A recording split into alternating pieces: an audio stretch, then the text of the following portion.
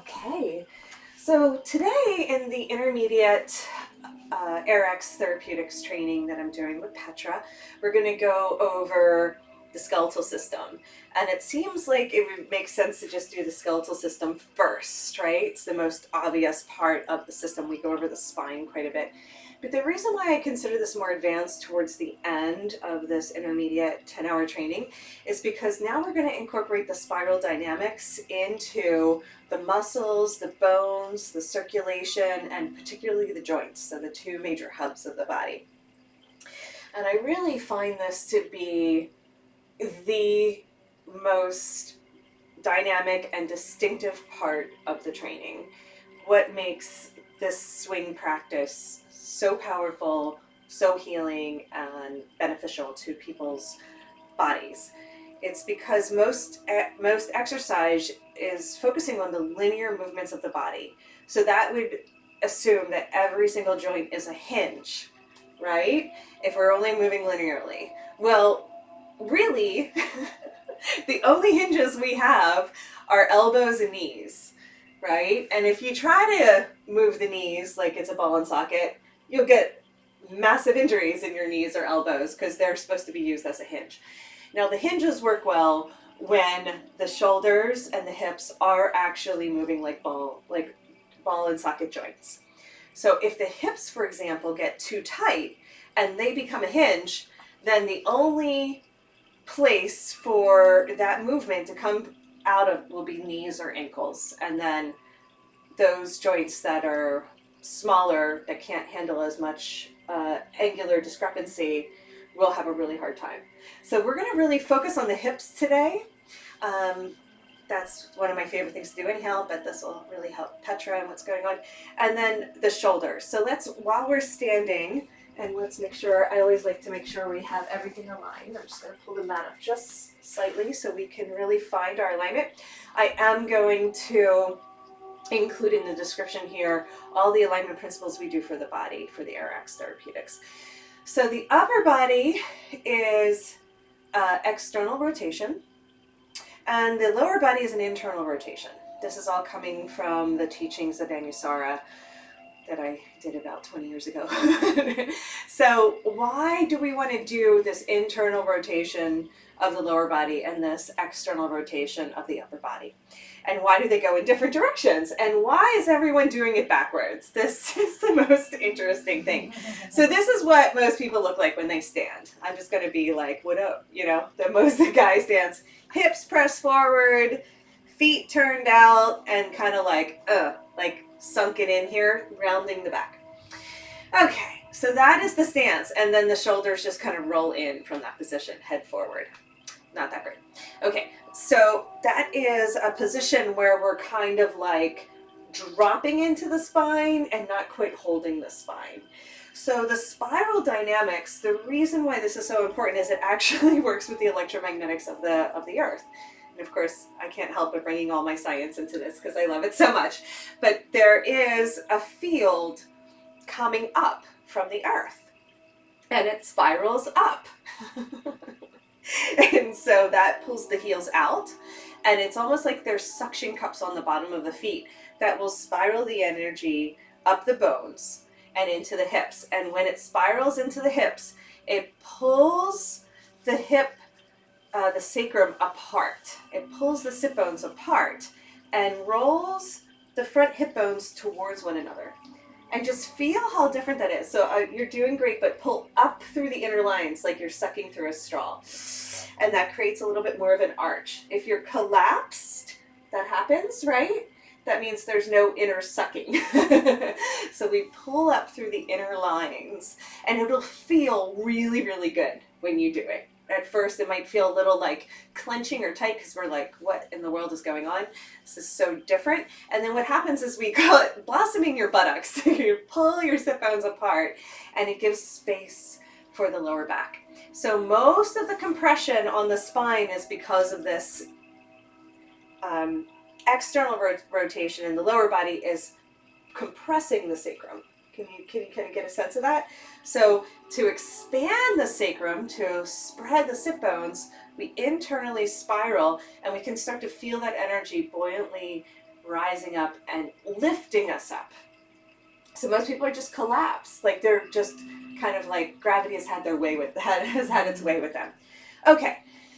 And then there's a whole field of energy pouring down, and it spirals down. And as it spirals down, it actually opens the chest, pulls the shoulder blades down the back, and spreads the collarbones.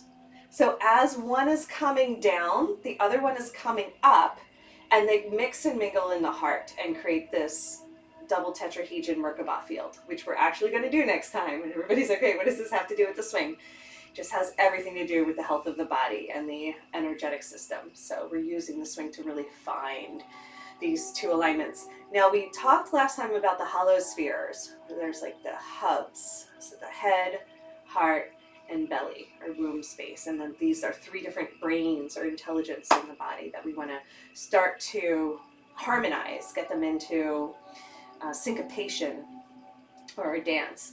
So those Holo-spheres work really well if we really can see. You can even see the sphere of the shoulder.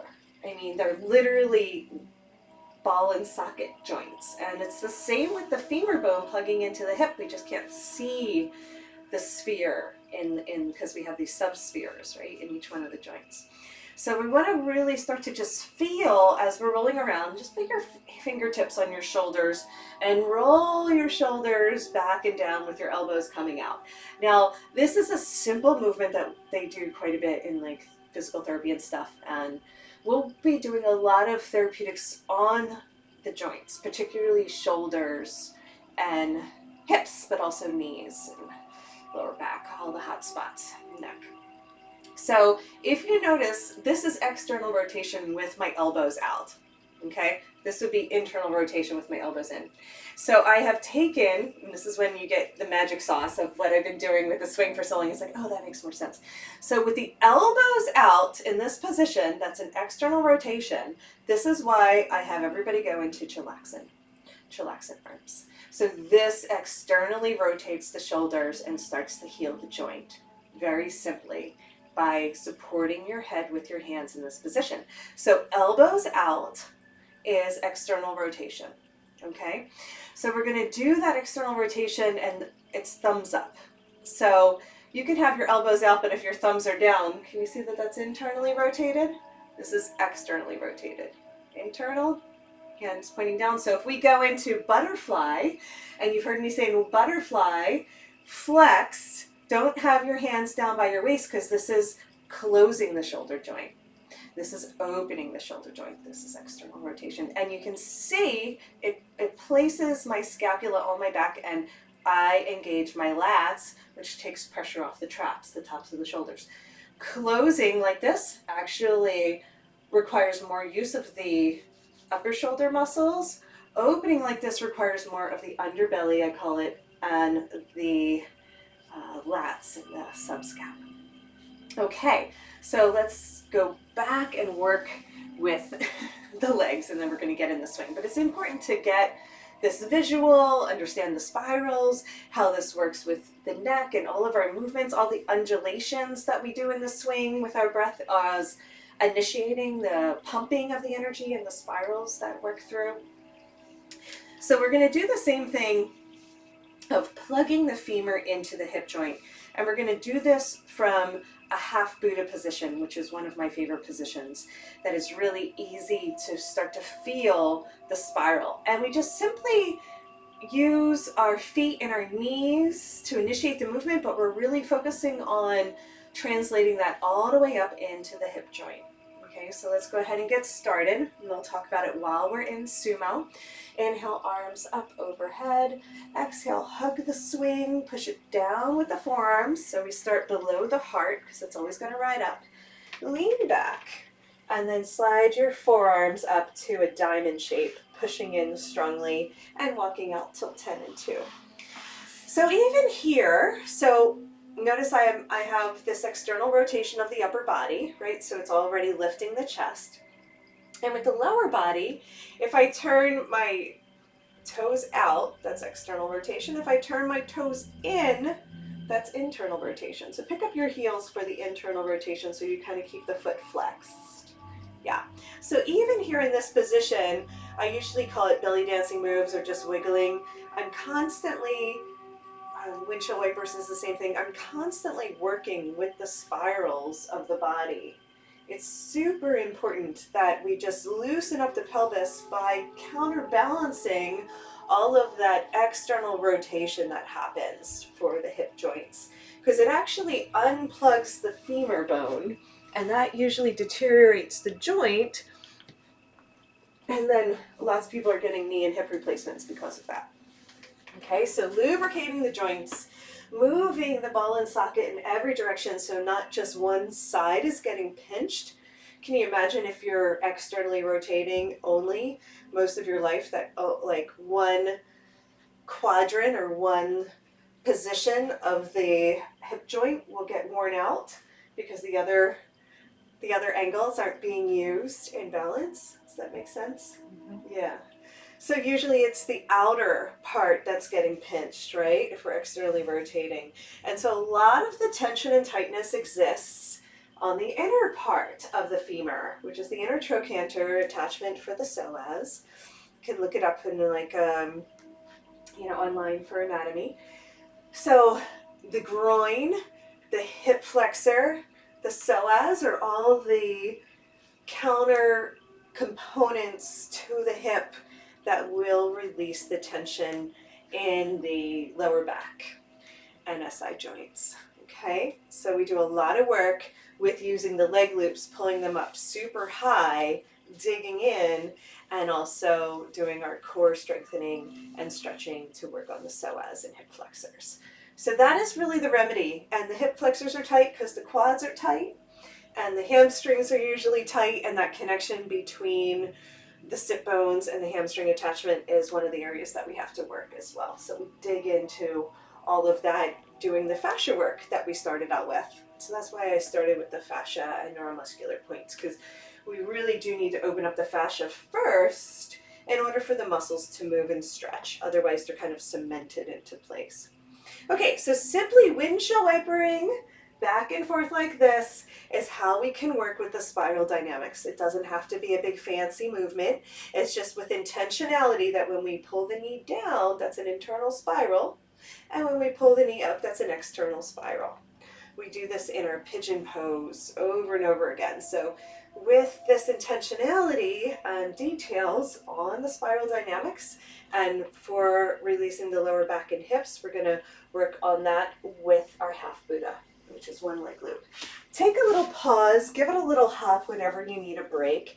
Keep your upper body nice and engaged. So we're going to hold our body weight. We're not just going to collapse. We're holding our body weight with our upper body so our lower body can hang. And the more that we're using gravity to stretch and open it up, that's what creates this deeper release. So we're not forcing, we're actually relaxing into these poses, and then the body opens so much easier. And you can do it for much longer because it's enjoyable instead of efforting or forcing.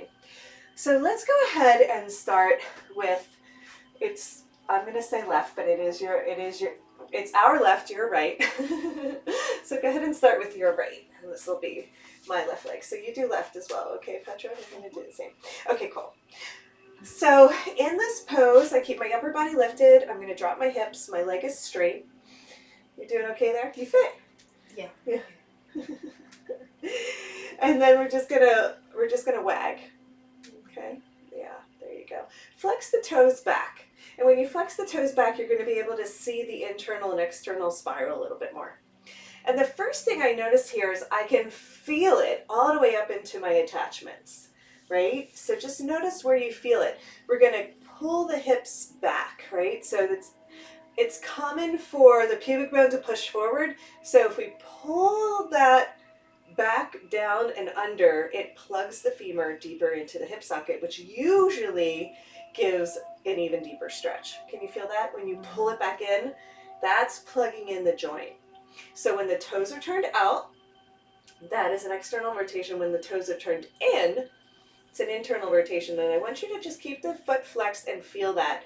So we can externally and internally rotate. Just practice going back and forth to feel it. And notice what happens in the joint, because we're slowing it down to get the whole femur bone to rotate in the socket in a different way. And so we're really playing with the edges, both the external and internal, because usually it's stuck in one position. So we're not really letting it come from kinking our waist. We're really letting it come from the leg. Can you feel the difference? A little bit more. So pull the leg out to the side and then internally rotate. Yeah, feel that. And then pull the leg loop forward and externally rotate. Feel that. There you go. See how that external rotation is so much more than the internal? Am I flexing, or it's my foot just kind of flex the whole time? Just what happens when we flex is it engages the femur bone. Yes. Yeah. And so leg out to the side, internally rotate and feel that. I feel like I'm sticking my head out to do it. Most people kink at the waist to do it. And that's really common because it's so tight. We're used to actually, so just think about the vertebrae. The vertebrae, tired. Yeah. The vertebrae don't have much mobility compared to the big hubs in the joints. So if we're not able to move from the hip joint and we're kinking at the waist, which is the vertebrae, they're going to take a lot of pressure, right? Where we can actually keep the spine really neutral and relaxed and let the joints do the work, and it's going to be a different experience. So we're slowing this down. Of course, when we get into a practice and we really get to know the spirals, we can go through this in like 5-10 minutes, but just let it be slow as you're getting to know the alignment of the body and see it. A simple pose like half Buddha that we've done a ton of times becomes completely different, right? And I want you to just feel how your body responds to this rotation of the femur bone in the socket. Sometimes I'll even use my hands, especially with people that really have very little internal rotation. I'll take my palm, I'll place it on my quad, and I'll push down, because down is key, so we don't kink at the waist, down and then in. And that should feel really, really good. So there's all kinds of yoga massage we can do on ourselves, and I do this with my clients to help get some space in there. Okay? Let's go ahead and release that leg. It doesn't seem like much, but it can be quite intense. Let's do a little swag from side to side in our supported back bend just to get a reset. Give the back a break. Open up the heart. Chillaxing arms is externally rotating the upper spine. And we're going to go into second side. Okay, come on back to center. Let's get the leg loop on the ankle. And we'll see how it goes here. Okay, so first the leg is straight. Give it a little hop if you need to adjust. There we go. And the other leg is going to be at the 10-2. Just relaxed, bent knee. And try pushing the pubic bone down and back. That's going to plug the femur into the joint. That's the first stretch where you start to feel that attachment, that hamstring. You can feel the tightness in the hamstring sit bone attachment. Because it does need to, when we internally rotate, the sit bone needs to open up. And there's a lot of kind of like squeezing of the sit bones together. Most people, when I'm like, spread your sit bones, they're like, I have no idea what you're talking about right now. You know, it's so foreign as a movement because everybody's externally rotated, you know? So just play with that. What does it mean to let the sit bones drop and spread in this position? And it might feel a little awkward at first, or it might feel even a little creaky. We don't want to force it because the body's been stuck in a particular holding pattern for so long that we want to like just loosen it up and open it slowly by lubricating it. Kind of like kneading dough. It starts out as like this hard solid ball and then eventually turns into like pizza or something where it's malleable. So imagine the connective tissue is like that. The way that we knead it is with these tiny little micro movements, and imagine more blood and oxygen getting to these areas that are usually pretty stuck. And play with the edges. When I find, like, this is an amazing release right now for my piriformis and TFL, this attachment muscles and ligaments. So once I feel that, I pause and then I go and I counterbalance it. And remember, you can use your hands so you're not tweaking the waist as much as really letting it come from the joint. And the hip, you know, when you move the hip, it moves the waist. So it's not like you're going to get zero movement. It's just trying to isolate it. And the way I do it is by pressing down and then rotating in. Just a little bit. It might feel intense on a particular line. Sometimes the inner line is really tight. So you can slowly open that up and stretch that while we're doing this. And then this is all you need to do. So I just call it wagging the tail with the rotation of the foot. Just back and forth, back and forth. You don't have to get so intense about the internal and external spirals as much as just get in, keep the foot flexed so the femur bone has a better chance of rotating. You know, otherwise if we don't flex the foot, what happens is the spiral goes into the ankle or the knee, not all the way up into the hip. So we're trying to get all the way up into the hips. Very good. Okay. So let's go back to the other side. Release. Slowing it down. We're just working on the lower body and the internal spirals right now, but we do the internal and external together to feel it. And let's come into our weeping willow. We're going to come back and we're going to add pigeon. And we can do the internal and external spirals in any one of the poses that we've learned. I just think half Buddha is so literal, like it's so obvious, right? When you come into it from this position. Okay, so back to our left, your right. Yeah, okay. So from this simple position of what I call wagging the tail and rotating the foot, after we do that for a while, and also notice what was the difference between your right hip and your left hip for you. It's very important. They're not going to be the same. And if there's any asymmetry in the body, it'll of course throw off the alignment of the lower back. And so there becomes like a torque in the pelvis, which then translates into the SI joints. So now what we're going to do is we're going to bend the knee out to the side. So this is an external rotation. So we do this in our practice normally, and this is a floating pigeon pose, right? So in our pigeon pose, I always externally rotate first. I move in the direction that is most used or open. And I give the hip a chance to release because now I'm stretching it past neutral, right? So we're getting a more intense stretch. That's it.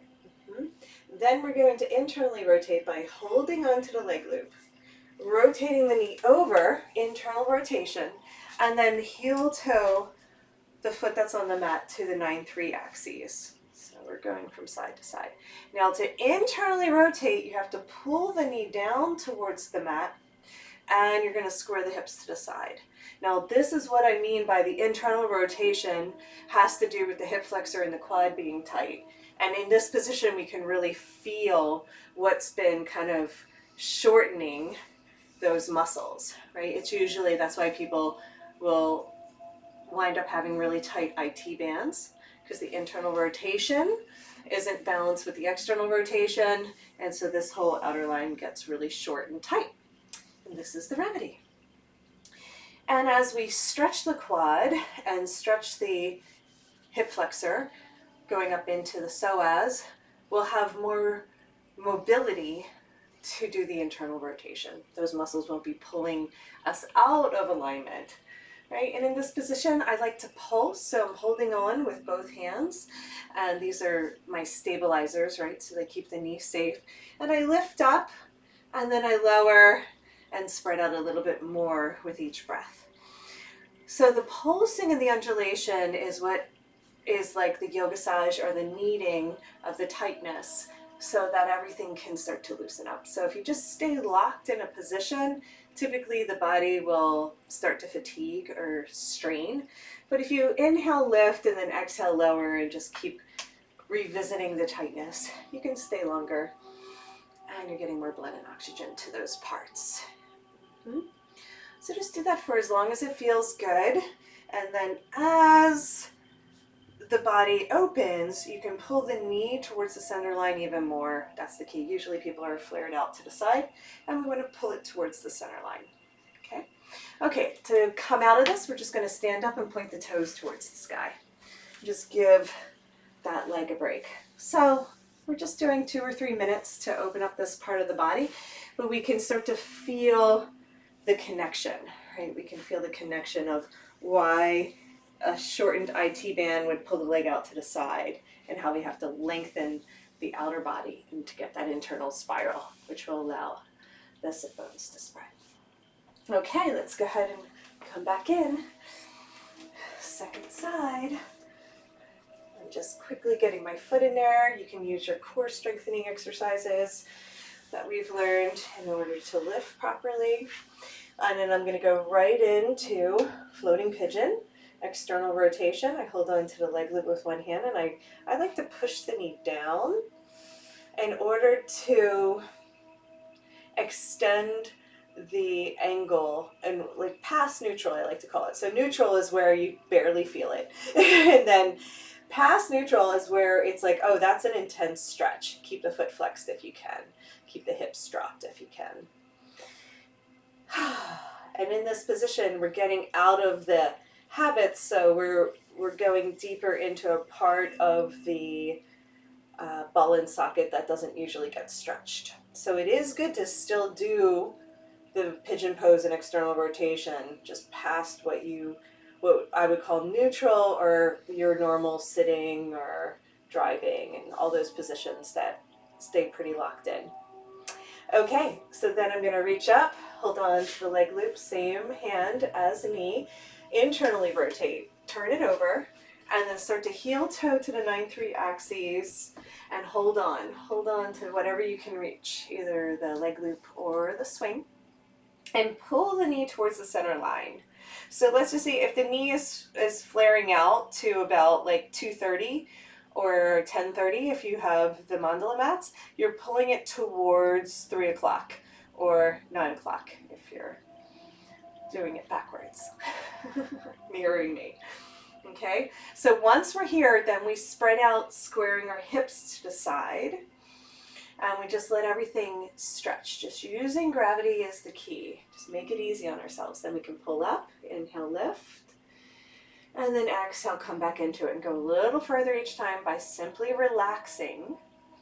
Inhale and exhale. And again, notice if one side is much tighter than the other. If there's any pain, just come out of it and then revisit. It is going to be sensational because the pain receptors are intertwined with the nervous system and the neuromuscular complex that goes through the skeletal, right? So we can't really separate them. Today we're focusing on the structure, the bones, the muscles. They're all working together. Right? Very good. When we're ready to come out, we inhale and come to stand, put toes point so the leg loop comes off, and we just take a moment to feel the difference there. Okay, so we're going to do the same thing with the internal and external rotation. We're going to come into it from our chilaxin pose. So the intermediate version of the AYRx doesn't mean the poses are fancy or necessarily more challenging. They can be, especially when we get into inversions. But what makes it intermediate and the next level is really focusing on the systems of the body and how we can utilize the swing for healing those parts. So we're still going to focus on the lower back before we get into the shoulders and upper back. So back into our sumo. Coming in a little faster now. Let's go ahead and see if the hips feel any different. For sure, mine feel looser now, so windshield wiper the knees. You know, I'm going to stay up on the toes to keep the foot flexed. Yeah, way different. Do you feel any difference in your hips? Yes. Yeah, awesome. Yeah, so just that little bit we'll start to loosen some things up. It's like the warm-up lap. So let's go ahead and go a little bit deeper into that by reaching around, holding on to the leg loops with our hands and coming in behind the knees. Okay, just make sure that these are a good height for you. What I find when people send me pictures is that the leg loops are too high. We don't want them too high. We want them just right. So that's okay. You could have them lower but not higher than that, right? Mm-hmm. Yeah, so chest level is enough. Lower is a little bit easier. That will make it less intense. So you can come down one if you want. Yeah. Higher is more challenging. So just good to know. So a lot of people are like, I'm having trouble getting into some of these poses. And I'm like, just lower the leg loops. It's not like, it's less effective. We want it to be most effective. And then you can always, yeah, that's better. We can always change them. Cool. Okay, so let's go ahead and get the left foot on top of the right. So in the video, it would be your right, but we're going to do mirroring it so it's our left. Okay, cool. So this is an external rotation, right? So we're going to focus on that first, and then we are going to get into our internal rotation again. One of the ways that I start to, so the difference between doing seated pigeon, then let's just say driving or working on the computer and everything, is that your bum is hanging. So we're still creating space here because nothing is compressing the spine. We're holding on by our upper body and with our weight, so you can always take a break, come into a supported back bend, get a little bit of relief and space, give it a hop, whatever you need to do to stay here.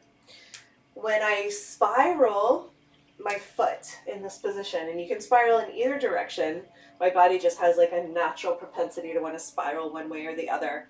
This will start to move the energy up the bones into the spine. It's really amazing. So I spiral my extremities quite a bit.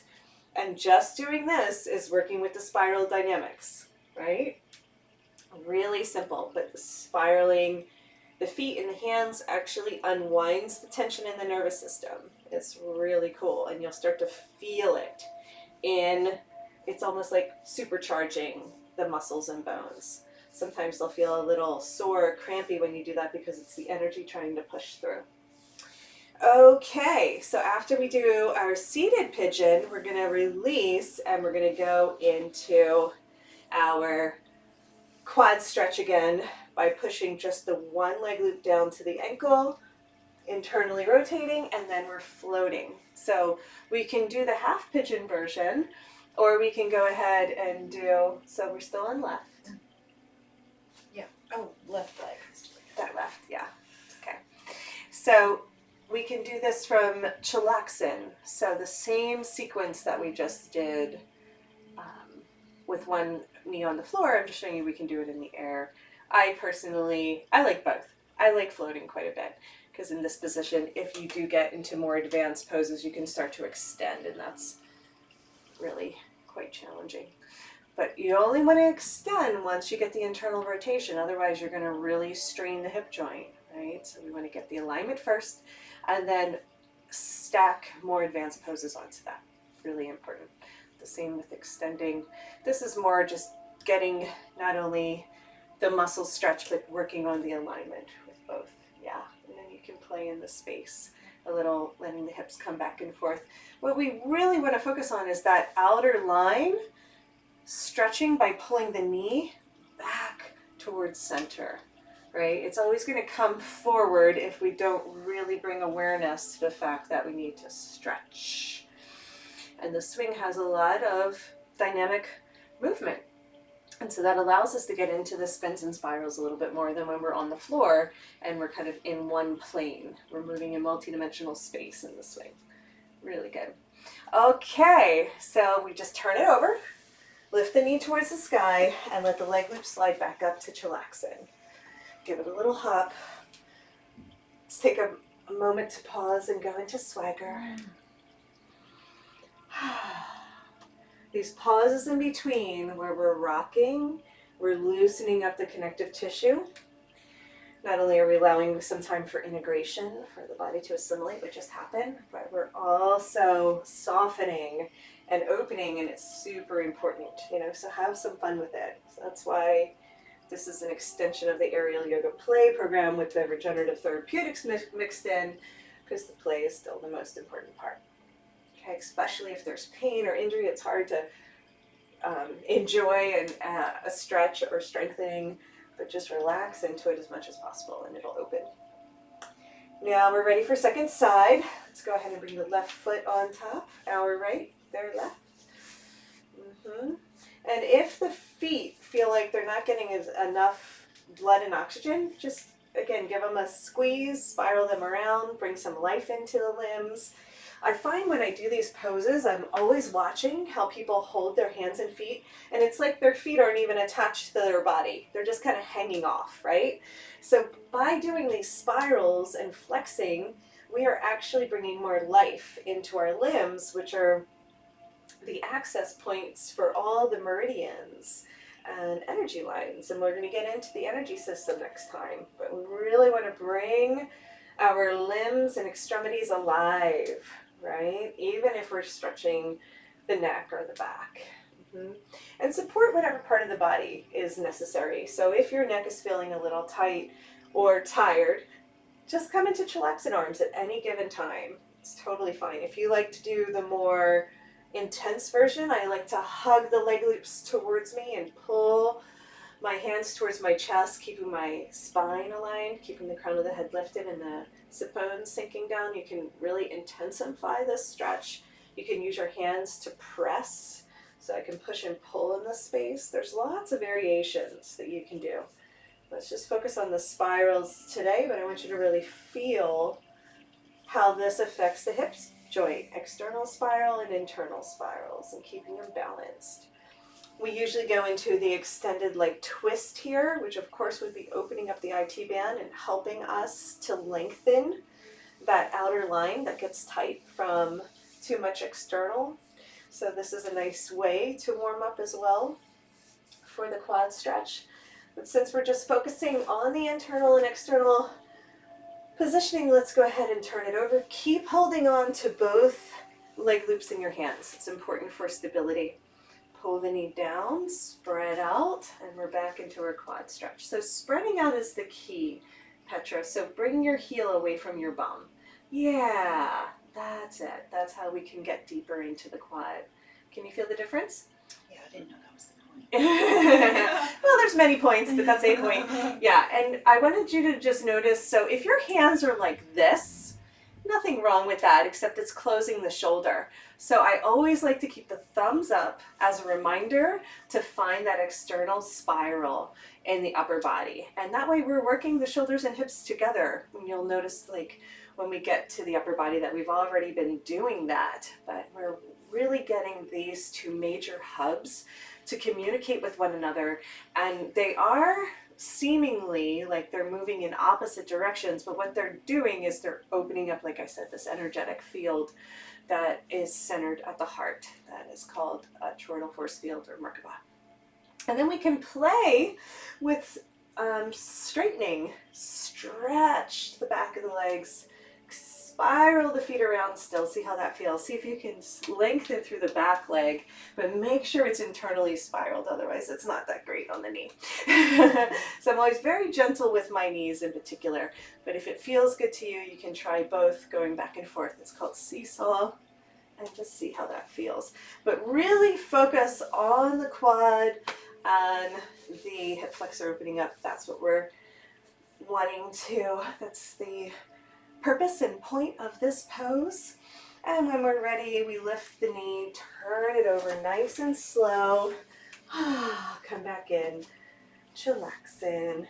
Okay, let's just give it a little hop. Take a breath, swag, reset the spine. And just feel your hips in space. I also like to extend the leg, right? Like we're coming into the extended leg twist. I like to do it here while we're spinning. So we're just visiting the tightness and then coming back around. There you go. Yeah.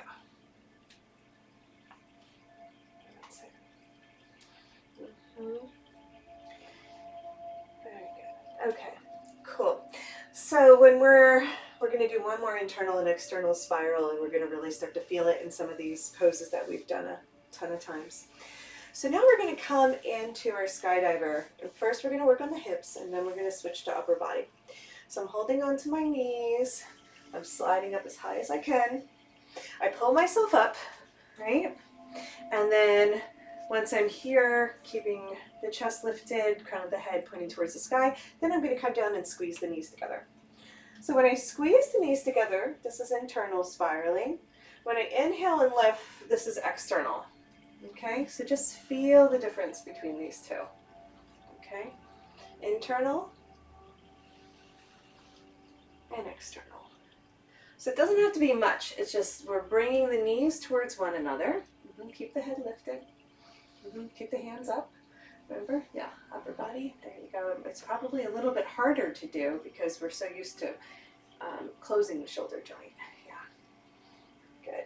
And you're welcome to drop your butt and lift your feet even more and just use the chairs there if you want, because I use those quite a bit to kind of help me lift. So if you drop your butt and lift your feet, you can just put your feet on the chairs. Yeah, lifting up. Yeah, there you go. And that's kind of fun. I use the walls and everything over there. Contact dance. Okay, so now once we're here, we're going to focus on dropping the hips and lifting the hips and just feeling the difference in these poses if you can. Yeah. So what happens is when I drop my hips, I get more into an internal spiral. Drop the hips even more. Yeah, like that. That's it. And then when I lift the hips, there you go. Now you can internal and external spiral there. Right? So just a little bit. So lift an internal spiral, and then drop, and then you can external spiral. Right? So just these little movements are going to start to plug the femur into the hip bones. Good. Awesome. Okay. Now we're going to continue to internally spiral, even though we're lifting. Yep. And then let the arms go. There you go. Or if you pull your feet back, there you go. Whee! So remember the thumbs are up. Okay? Yeah. So I want you to even feel it here, right? So when you turn the thumbs up, even palms towards the sky, feel what happens in the shoulders and what happens when you turn the thumbs down and your palms back.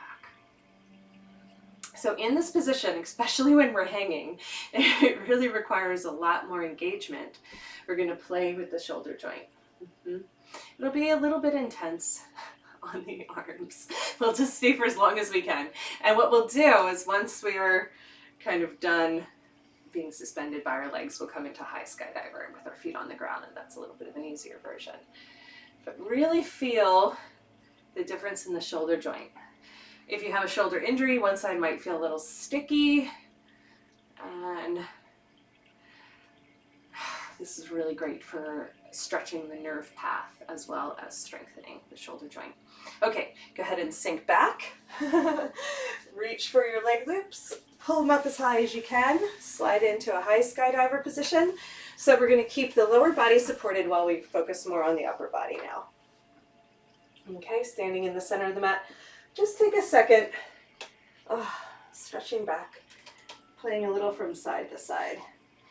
And then we're going to bring our hands to prayer around the swing, press through, and then away. Okay, so feet are in the center of the mat, and then I walk them back and wide. So they're in like a V. There you go. So notice the tendency to have the thumbs down and just rotate them up even more, like palms to the sky, all the way up.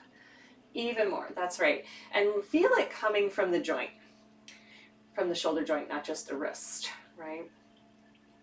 And it might be intense behind your shoulder blades to do this because those muscles engage in a different way. And then from this position, we're going to flap our wings. Call it flapping the wings, where we're like, look like we're trying to fly. Little birdies. The origami birds. Yeah. I'm going to push my hips forward the whole time to keep this big arch through the heart. Yeah, so the head can stay lifted towards the sky. Okay, cool. And then we're going to feel thumbs up, bending, right? And we're going to feel the difference between this position, which I call flex, and this position, which is like a superhero stance, right? So bring your hands to your waist and just feel how the swing is pulling on the shoulder joint. I don't particularly love it. Some people don't mind it. But if I come down, I'm going to show you what not to do, just FYI. If I come down in this position, it pulls my elbows towards one another. And it's not that great of a stretch for the shoulder. It's not actually doing very much therapeutically.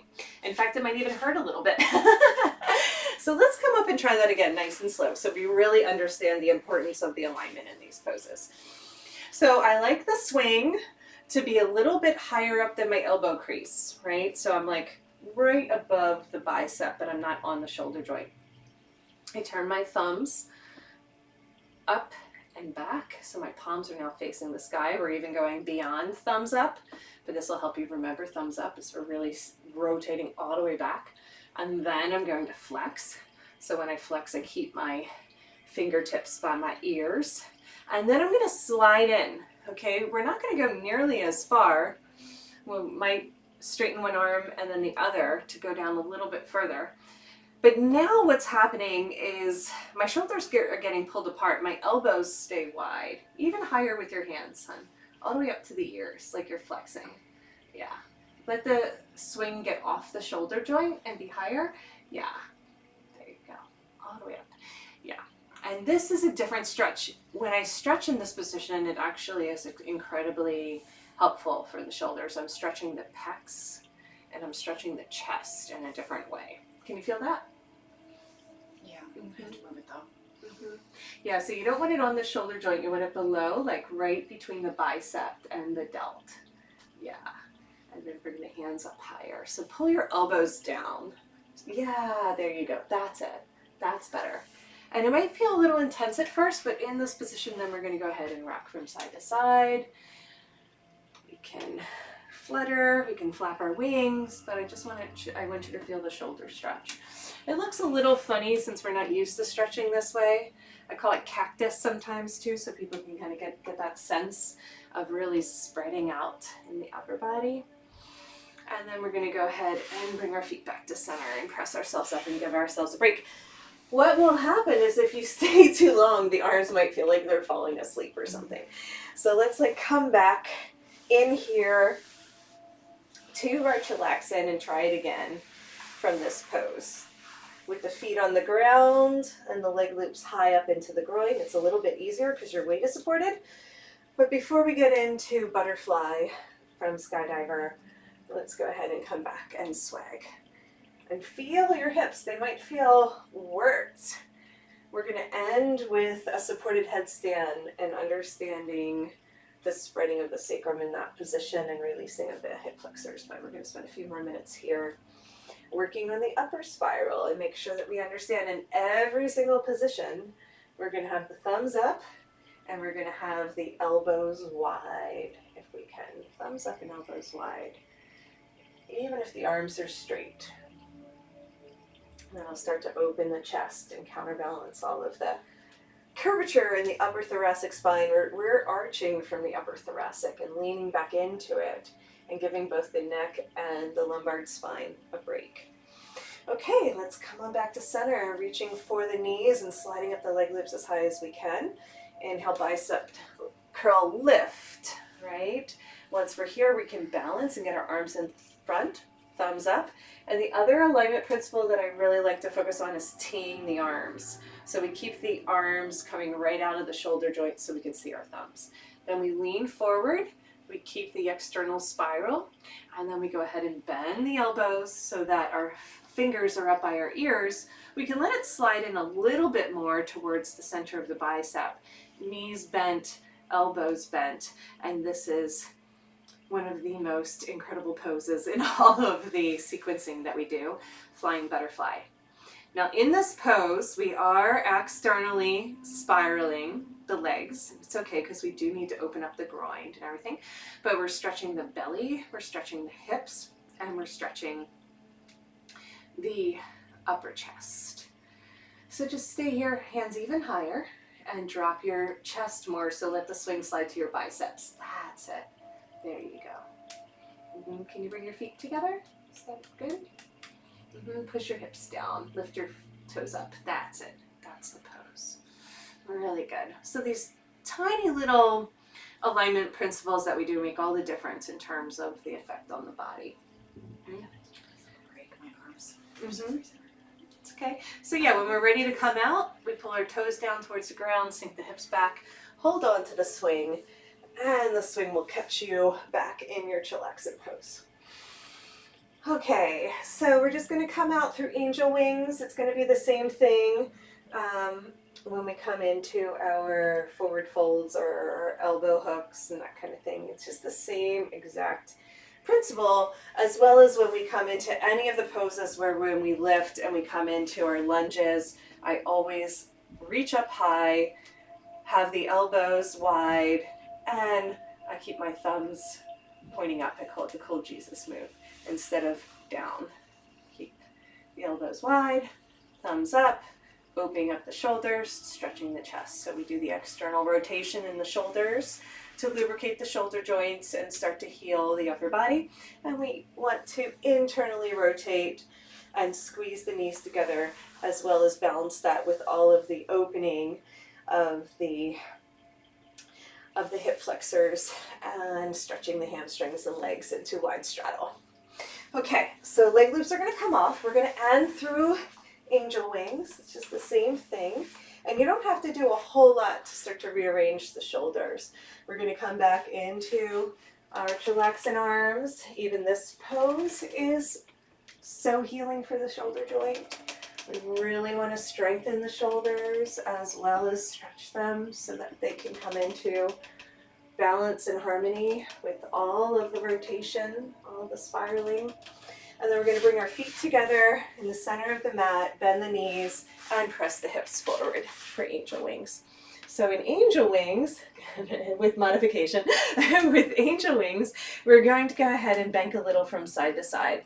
Tee the arms so the arms aren't pulling way back. We're keeping them engaged. And from here, bend the elbows and slide in. So same position. We keep the arms flexed. We slide in. We don't go nearly as far. The swing supports us. Then we can come into a wide straddle and practice all the shoulder opening from here. So if for any reason doing the arm exercises and shoulder exercises with the leg loops on feels like too much, you can just come through angel wings from a sumo squat, bend the elbows, and get the same benefit right here. Okay, cool. Yeah, so when we press the hips forward and come up, get a big shoulder stretch. When we sink the hips back, we can stretch the legs and lower back as well. So strong arms, press forward, and then L shape with the body, sink back into the heels, release.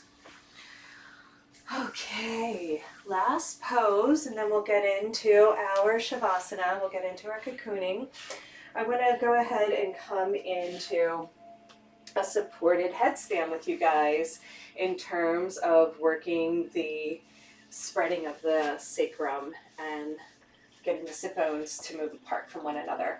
And this is such a simple pose. It's part of our beginner sequence, but it is an amazing way to get into an inversion.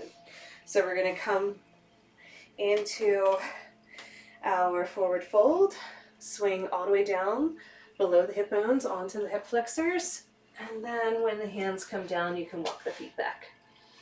Make sure that the swing can slide towards the quad so it's below the hip bone. It'll be more comfortable. So when I'm in this cue, I always say squeeze the knees together and squeeze the ankle bones together. This is what's creating the internal rotation. Okay, so the more that we can just let ourselves hang, even in this position, which is called floating leaf, we start to feel the relief for the low back. So this will be really good for you, Petra, in terms of that pressure and that squeeze on the hip flexors is actually healing all that tightness in there. And then this will help the SI joints reset. Okay? Go ahead and clasp the fingers together. Elbows are shoulder distance, so not too wide, just shoulder distance. Keep the knees together, bend the knees and let the heels come towards your sit bones, towards your bum. And you may touch down, you may not. You can shift your knees up and down until you find just the right spot. But as you squeeze together, then you'll feel the relief in the lower back, in the sacrum here. Plus, the swing lifting up through the hip flexors is starting to traction and relieve tension in that tight part of the body. Okay? So we're going to stay here for about 3 to 5 minutes, whatever feels good for you. But this is a wonderful way to end the series for the spiral dynamics.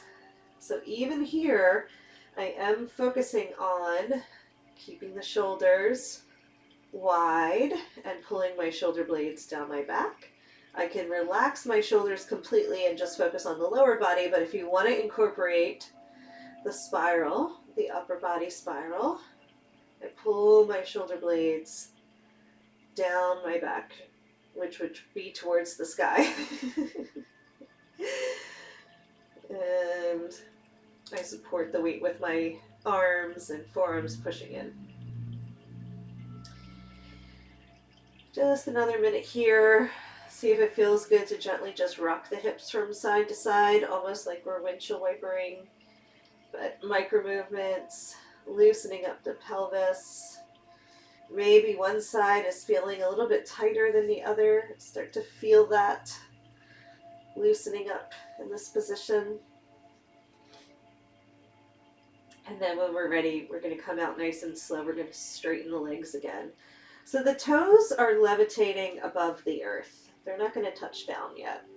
And then I like to rock my pelvis. So I pull my feet up hip level, and then I let my feet become heavy and come about 6 inches from the floor. And this rocking up and down is using the material of the swing, the fabric, to massage out the tightness in the legs and hip flexors. It might be quite intense, but it is very helpful to get some space in there and relieve the tightness that lives in this part of the body.